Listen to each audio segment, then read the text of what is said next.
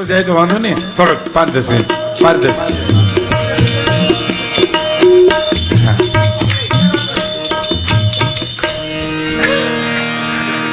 Steering મારી ભાગ. હા મામા.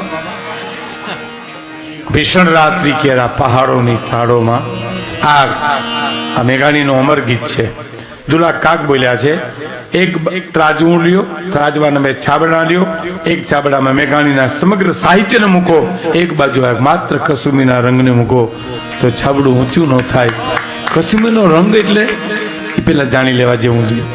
કસુમીનો રંગ એટલે નીતિનો રંગ, ધર્મનો રંગ, ન્યાયનો રંગ, માણહાઈનો રંગ, ભક્તિનો રંગ, સમર્પણનો રંગ, સુરવીરતાનો રંગ. એ બધા જે સારા સારા રંગોને એક ખરલમાં મેઘાણીએ ભેરા કર્યા. એ બધાયમાંથી ઘૂંટી ઘૂંટી એ બધાયમાંથી એક રંગ કર્યો, એ આ કસુમીનો રંગ સાહેબ. અને એ પીધો છે માના હૈયામાંથી સાહેબ. હા, હું એક વાત કરું ભેરવી તોડીને, પણ કારણ કે આજે તમારે વચ્ચે ભેરવીથી પછી બીજું લેવા હતા. 18નું વિજ્ઞાન એમ કે છે કે માં પોતાના બાળકને 6 મહિના પોતાનું ધાવણ ધવરાવે તો એને કોઈ દી રોગ લાગુ ન પડે. એમ અટાણે અમેરિકા, જાપાન, લંડનનું વિજ્ઞાન કહે છે. બરાબર? એ તો અટાણે કહે છે, પણ વર્ષો પહેલા અમારી માં કહી ગઈ છે કે ધાવજો રે મારા પેટ તાવી લેજે પેટ ભરીને.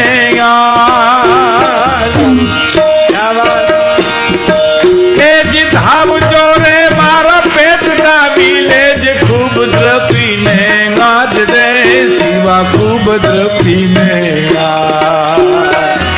રેશે નહીં રણ ખેલુડા ખાવા મોટી ધાન ની વેળા. શિવાજીને નીંદ રૂનાવે માતાજી જબાઈ ઝુલાવે.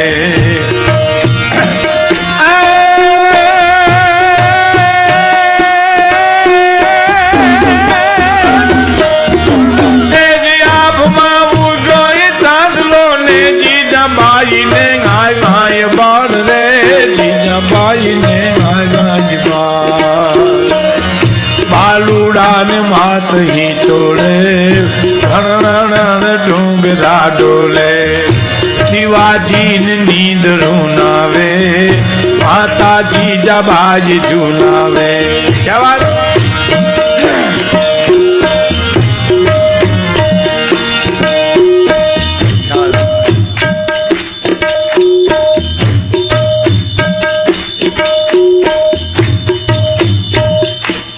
સંદીપભાઈ એટલું સરસ ડબલું વગાડે સાહેબ. ધન્યવાદ સંદીપભાઈ માટે એક વાર હજુ જ બેઠો વાર. ક્યાં વાત ગઈ.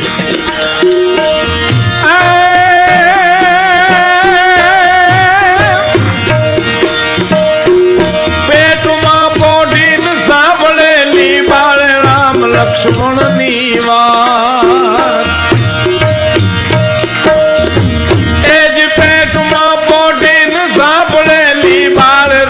લક્ષ્મણની વાત રે શિવે રામ લક્ષ્મણની વાત. માતાજીના મુખ જેડીજી ઉડી એની ઊંઘ તેડીજી. શિવાજીની નીંદ રૂનાવે માતાજી જબાઈ. હવે આ કડીનો અર્થ એક ગામડાના વડીલે મને કર્યો છે, એટલે હું આપને કહું. પેટમાં પોઢીને સાંભળેલી બાળે રામ લક્ષ્મણની વાત. તો જીજાબાઈ રામાયણ કે ભાગવત વાંચી છે કે નથી વાંચી વાત રેવા દો, પણ ભણેલી બહેનો રામાયણ ગીતા ભાગવત વાંચતી છે.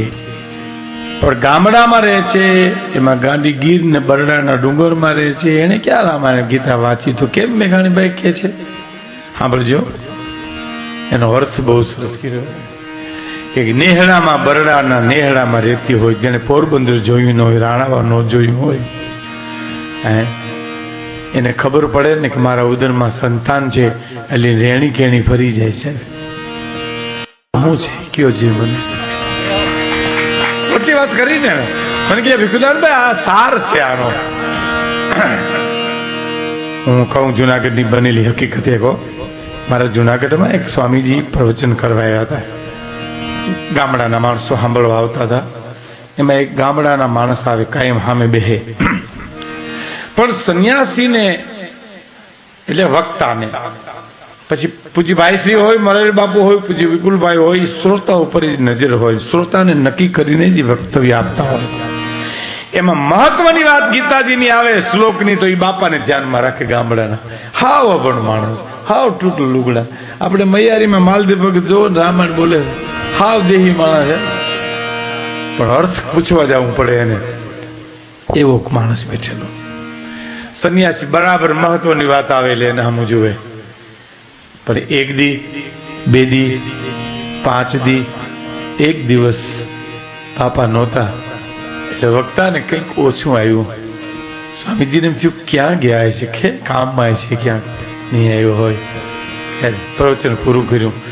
બીજે દિવસે વ્યાસપીઠ ઉપર બેઠા જોયું તો બાપા બેઠા હતા, બરાબર આવી ગયા લાગે. આજ તો પ્રવચન પૂરું કરીને બાજુમાં બોલાવીને પૂછ્યું કે બાપા તમે ગઈકાલે કેમ નહોતા આવ્યા? કે ગઈકાલે સ્વામીજી હું થોડોક કામમાં હતો. શું કામમાં હતા?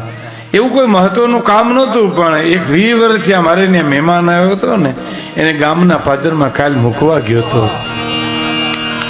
હકીકતમાં 20 વર્ષનો દીકરો ગુજરી ગયો હતો. એ માણસ એને શું કીધું ખબર? 20 વર્ષ ત્યાં સ્વામીજી મારે એક મહેમાન આવ્યો હતો. સામાન્ય મહેમાનને જો આપણે 3 દી રોકાઈને જાપા સુધી મૂકવા જતા હોય, આ તો મારો 20 વર્ષનો મહેમાન હતો, એને કાલ મૂકવા ગયો હતો.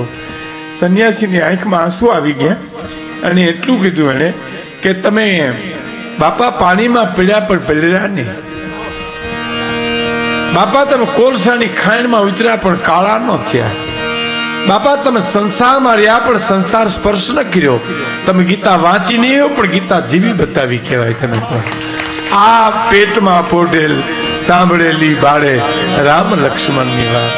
પેટમાં પોટીન સાંભળેલી બાળે રામ લક્ષ્મણની વાત રે, રામ લક્ષ્મણની વાત. માતાજીના મુખ જે દીધી ઉડી એની ઊંઘ તે દીધી.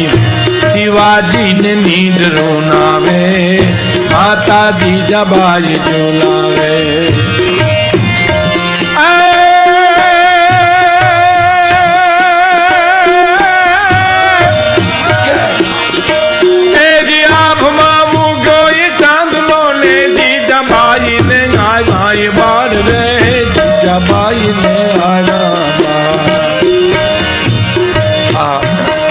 બાલુડા ને માતજી જોડે ડુંગરા ડોળે. શિવાજી ને નીંદ રૂનાવે, માતાજી જબાઈ જોડાવે. આખું હાલડું શિવાજીનું લખ્યું છે. ઝવેરચંદ મેઘાણીએ ઓઠો જામ રાજી થઈ ગયા. મારે તો રાકેશ રાજી થઈ જાય એટલે આખો પ્રદેશ તમારો કેરલા રાજી થઈ ગયો.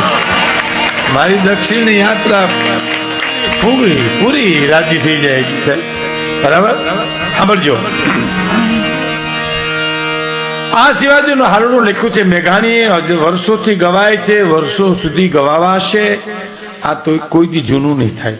લોક સાહિત્યની જૂની વાતો, જૂના ભજનો જે પૂજ્ય શાસ્ત્રીજી બોલતા હતા એ કેદી તમને મને સાંભળવા નહીં ગમે. જેથી ગંગાજળમાંથી દુર્ગંધ આવશે, સોનાને જેથી કાટ લાગશે, હાવ જેથી ખડ ખાહે તેદી નહીં ગમે. પણ ગંગાજળમાંથી કોઈ દુર્ગંધ ન આવે, સોનાને કોઈ કાટ ન લાગે, હાવ જ કોઈ ખડ ન ખાય. સાહેબ ત્યાં સુધી આ વાતું મને તમને ગમવાની. આ હું ભણતો તે દીનું હાલડું ગાઉં છું. આ હાલડાની 2 કડી હું જ્યારે બીજા ત્રીજામાં ભણતો તે દી મને ગમતી હતી. એ આજ એટલી જ મને ગમે છે. કાંઈ ફેરવી રહી ગઈ. સાંભળજો આ દેશની આર્ય જનતા શું છે કે આજ માતા એ દેતી પાથરી રે બેટા તને કુણા ફૂલડા કેરીએ સેજ રે, કુણા ફૂલડા કેરીએ છે. પણ તે દી તારી વીર પથારી એ ઓલી પાથર છે વિષ ભુજાળી બેટા તે દી તારી વીર પથારી ઓલી પાથર છે માં ભેળિયા વાલી. અને એક કડી મને બહુ ગમે છે કે આજ માતા એ લેતી ચૂમ્યું બેટા હવે તમે જીલજો બે વડગાલ શિવાજી જીલજો બે વડગાલ. કારણ કે તે દી તારા મોઢડા માથે ઓલી તું આધાર તોપ મંડાશે બેટા તે દી તારા મોઢડા માથે ઓલી તું આધાર તોપ મંડાશે. માટે સુઈ લેને મારા કેસરી રે તારું હિંદવાનું જુએ બાટ રે હિન્દુસ્તાન જુએ તારી માં. જાગી વેલો આવજે વીરા ટીલું માનું લોહીનું લેવા. જાગી વેલો આજ બાલુડા આને હાથ પેટ બંધાવા.